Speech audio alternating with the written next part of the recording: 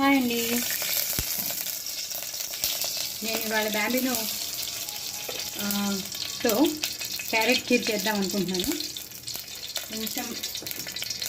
కొంచెం బ్యాంబినో వేసి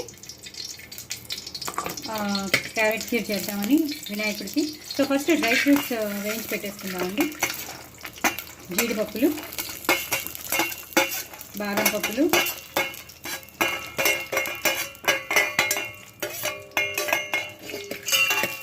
వేయించి పెట్టేసుకుంటే ఆ తర్వాత క్యారెట్ వేయించవచ్చు. మనకి రోస్టెడ్ బ్యాంబినో ఉంది కాబట్టి ఇంకా మనం బ్యాంబినోని ఏమీ వేయించక్కర్లేదు. చాలా బాగుంటుందండి క్యారెట్కి, చాలా బాగుంటుంది. సో అందరూ పాల తాలికలు అవి చేసుకుంటారు. నేను ఇవాళ చాలా ఫ్రెష్గా కనిపించాయి క్యారెట్స్. నేను పెద్ద పెద్దవి క్యారెట్స్ 3 తీసుకున్నాను.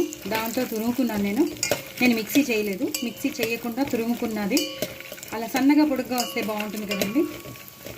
ఇవి కూడా వేగిపోయాక మీరు కిస్మిస్ వేసేసేయండి. మీకు ఎన్ని డ్రై ఫ్రూట్స్ కిస్మిస్ కావాలో అన్ని వేసేసేయండి. నేను బాగానే వేసాను.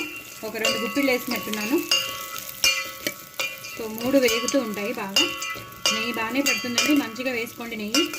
ఈ ఒక్కరోజే మనం చక్కగా అన్నీ తింటాము. డైటింగ్ అనకుండా వినాయకుడికి పెడతాము, మనం కూడా తింటాము. సో వేగుతూ ఉంటుంది. వేగిపోతాయండి. ఆల్రెడీ జీడిపప్పు, బాదం పప్పు వేగిపోయాయి. ఇది ఇంకొక నిమిషం ఉంటే వేగిపోతుందండి. మీకు ప్రొసీజర్ చూపిద్దామని క్యారెట్ కీర్ది నేను వీడియో తీసి చూపిస్తున్నాను అన్నమాట. సో ఇలా వేగిపోతే వీటిని పక్కకు తీసి పెట్టేసుకుని ఇదే గిన్నెలో కొంచెం నెయ్యి వేసి మళ్ళీ క్యారెట్ని మనం తురుముని వేయించుకోవచ్చు. సో నేను ఇది తీసేస్తాను. ఇది తీసేసాక నేను మళ్ళీ మీకు క్యారెట్ కీర్ వేసాక నేను మీకు చూపిస్తాను. ఇలాగ నేను క్యారెట్ నెయ్యి వేసి క్యారెట్ వేసేసుకున్నానండి. నేను చెప్పాను కదా పెద్ద పెద్దవి నేను చూసారా, నేను నెయ్యి వేస్తున్నాను బాగా. పెద్దవి నేను 3 క్యారెట్స్ తీసుకున్నాను. చాలా పెద్దగా వచ్చాయండి. అందుకే నాకు చేయాలని అనిపించింది. చాలా ఫ్రెష్గా ఉన్నాయని నేను చేశాను. సో ఇది ఒక్కసారి వేగాలండి. ఒకసారి ఆ పచ్చి వాసన పోయే వరకు వేగిపోతే మనం ఇందులో కొంచెం బ్యాంబినో వేయచ్చు. అంటే ఇది వేగిపోయాక వేయాలి. అప్పుడు ఇంకా లైన్ బై లైన్ మనం అన్నీ వేసుకోవచ్చు. కొంచెం వేగాలండి. నేను వేగాక మీకు మళ్ళీ చూపిస్తాను.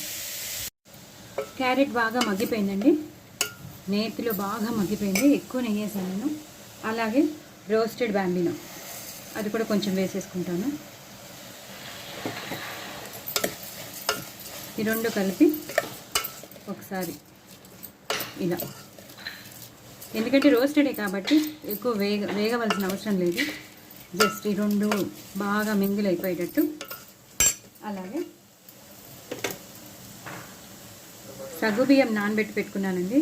ఆ సగ్గుబియ్యం ఇలాంటి వాటికి సగ్గుబియ్యం వేస్తే చాలా బాగుంటుంది. సో సగ్గుబియ్యం ఒక చిన్న కప్పుతో నానబెట్టుకుంటే బోల్డ్ అని వస్తాయి మనకి. వాటిని కూడా ఇలాగా బ్యాంబినో, క్యారెట్ తురుము, అలాగే సగ్గుబియ్యం ఈ 3 కలిపి ఒకసారి ఇలా వేగించుకున్నాక ఇందులో కొంచెం ఇలాచి పొడి కూడా వేస్తాను నేను. బట్ అప్పుడు ఇలా కూడా వేస్తే చాలా ఫ్లేవర్ ఎక్కువ పడుతుందండి. సో అది వేసుకోవాలి. ఇంకొంచెం నెయ్యి వేయచ్చండి. ఇంకొక స్పూన్ నెయ్యి వేస్తాను నేను. ఇంకో నెయ్యి వేస్తాను. సారీ అండి, పక్కన ఎవరో మాట్లాడుతున్నారు, డిస్టర్బెన్స్గా ఉంటుంది. సో గణేష్ని పెడుతున్నారు కదా, అక్కడ ఎవరో క్లీనింగ్ చేయించుకుంటున్నారు. సో మాట్లాడుతున్నారు. సో ఇలా అయిపోయాక నేను కాచి పెట్టుకున్న పాలు తీసుకున్నానండి. 1 లీటర్ పాలు. అవి మీగడతో తొరకతో ఉన్నవి అలా పోసేయాలి. అలా పోసేస్తే ఈ దీంట్లోనే మగ్గిపోతుంది. ఈ క్యారెట్ ఆల్రెడీ వేగిపోయింది కాబట్టి ఇది ఒక్కసారి మగ్గిపోయాక నేను మీకు ఒకసారి మళ్ళీ చూపిస్తాను. ఒకసారి ఉడుకు రావాలి, ఒక ఉడుకు వచ్చాక నేను మీకు మళ్ళీ చూపిస్తాను ఏం చేయాలో. చూసారండి ఎంత ట్రాన్స్పరెంట్గా మనకి కనిపిస్తున్నాయో సగ్గుబియ్యం, ఎంత ట్రాన్స్పరెంట్గా ఎంత బాగున్నాయో చూసారా. ఈ ఖీర్ చాలా చాలా బాగుంటుంది. సో నేను అందుకే అనుకున్నానండి వాళ్ళు ఎలా అయినా సరే వినాయకుడికి క్యారెట్ ఖీర్ చేద్దామని. సో ఒక ఫుల్ గ్లాస్ పంచదార వేసేయాలండి, ఒక ఫుల్ గ్లాస్ పంచదార వేసేయాలి.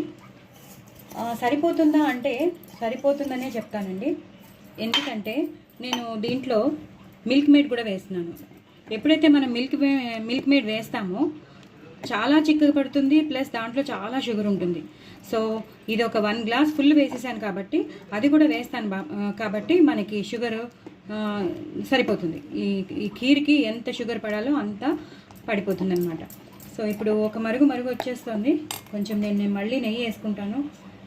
నెయ్యి బాగుంటుందండి, నెయ్యి వేసుకుంటే ఏదైనా చాలా బాగుంటుంది.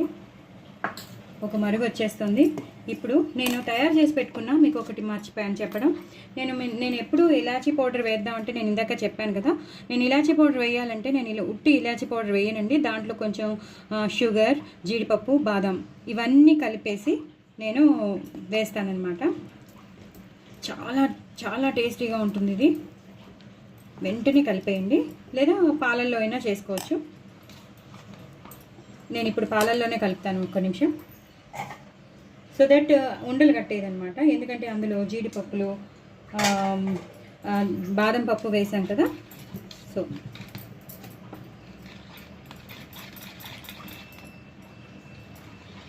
ఇలా డైల్యూట్ చేసేసుకుని మీరు, నేను చెప్పాను కదా ఇలాచీ, షుగర్, బాదం పప్పు, జీడిపప్పు దాంతో డైల్యూట్ చేసిన పౌడర్ అనమాట. దాన్ని మీరు ఇలా వేసేసుకోవడమే. వెంటనే కన్సిస్టెన్సీ కూడా మారిపోతుంది. చూసారా ఎంత చిక్కగా అయిపోతుంది. సో మీరు వేరే కలర్ వేసుకోకర్లేదు, ఎందుకంటే క్యారెట్కి ఉన్న కలరే వచ్చేసింది. No need of using any colours అండి. ఇప్పుడు మరుగుతోంది కదా, అన్నీ వేసేసాం మనం, ఇలాచీ వేసేసాం, అన్నీ వేసేసాం. ఇప్పుడు మనం ఇది వేసుకోవడమేనండి. మిల్క్ మేడ్ కొంచెం ఎక్కువ పడుతుంది మనకి. ఇది కావాలి కదా, షుగర్ కావాలి. మీకు కనిపిస్తుందా నేను వేస్తున్నాను? కొంచెం ఎక్కువే పడుతుంది. నేను ఒక గ్లాస్ వేసాను.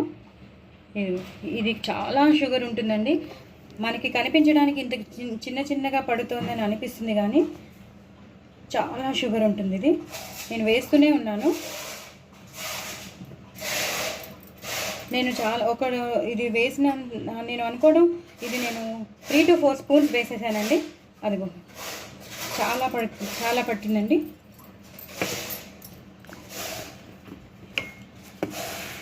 ఒక్కసారి మరిగాక నేను మీకు చూపిస్తాను.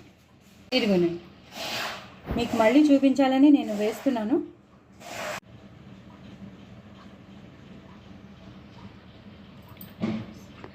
సో ఇలా మిల్క్ మేడ్ వేసేసుకోండి. ఇందాక కట్ అయిపోయింది, సో అందుకు మళ్ళీ మీకు చూపిస్తున్నాను. సో ఈ మాత్రం ఎక్కువ అండి, ఇంకా వేసుకోవాల్సిన అవసరం లేదు. షుగర్ బాగానే ఉంటుంది, మనం కూడా షుగర్ వేసుకున్నాం కాబట్టి సరిపోతుంది. మనం ఇలాచీ పౌడర్ కూడా వేసేసుకున్నాం, జీడిపప్పు ప్లస్ బాదం పప్పుతో కలిపినవి. ఇప్పుడు స్టవ్ బంద్ చేసేసుకోవచ్చండి. మొత్తం చాలా టేస్టీగా అయింది చూసారా, చాలా చాలా టేస్టీగా అయింది చూసారా. ఎంత చిక్కగా, అసలు ఎంత కలర్ ఎంత బాగుంది చూసారా. సో మీరు కూడా తప్పకుండా ట్రై చేయండి. నా ఛానల్ని సబ్స్క్రైబ్ చేసుకోండి, సపోర్ట్ చేయండి. ఇదిగో ఇవన్నీ వేసేసాక మీకు చూపిస్తున్నాను. ఇలా ఉంటుందన్నమాట క్యారెట్ ఖీర్. మీరందరూ తప్పకుండా ట్రై చేసి వినాయకుడికి దండం పెట్టుకోండి. హ్యాపీ వినాయక చవితి అండి. బట్ వెరీ టేస్టీ అండి. బాయ్ అండి.